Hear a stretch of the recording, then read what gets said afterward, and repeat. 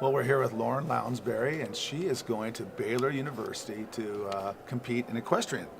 Yes. And that's something that we have not. We've had a couple kids sign over the past couple of years to go do equestrian, but we have not interviewed somebody. So we'll see how this goes. Just, you might have to explain it to us, okay? That's so okay. First of all, when did you get started riding? I started riding when I was 7 years old. I started off like begging my parents for riding lessons, and then they finally caved. Yeah. And they're like, okay. So I know some kids in my family, in my neighborhood, that competed in some things like down in Atlanta and stuff, but it wasn't equestrian. They were different. Can you tell us a little bit about the college equestrian and what those jumps or those skills are versus just other types of competitions? Do you know that?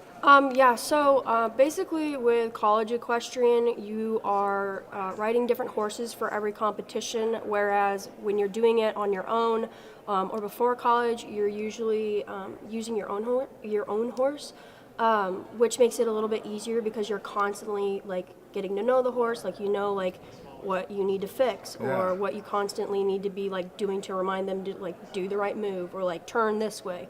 But it's just harder in college because you are like competing and you are like on different horses. So you could get a horrible horse, but you still are expected to like, if you know how to ride, you can pull through. Okay, that's what I didn't understand. I really appreciate you explaining that Yeah. because will there be a stable of horses at Baylor, or will there be every different competition will have a different groups of horses?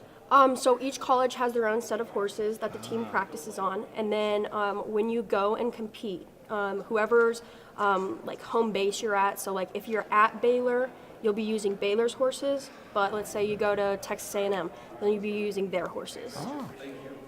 And then when you were out competing as a youngster, how'd you realize, hey, I could turn this into a college opportunity? So I actually had a couple of older girls that started on South Dakota State's team.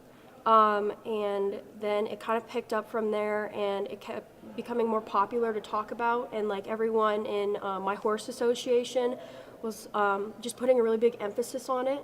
And I think around the age of probably 13 or 14 is when it started to get like really serious, where they were actually like bringing in coaches from the industry, like really horse like known people to like judge and be the Division I coaches. And so I was like, this would be awesome. This is what I want to do.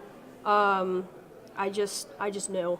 And then what else will you study? Will you study down there? I'm thinking about doing political science and a minor in criminal justice. Awesome. Well, I'll tell you what. This is gonna be a lot of fun following your career and just kind of keeping track of a new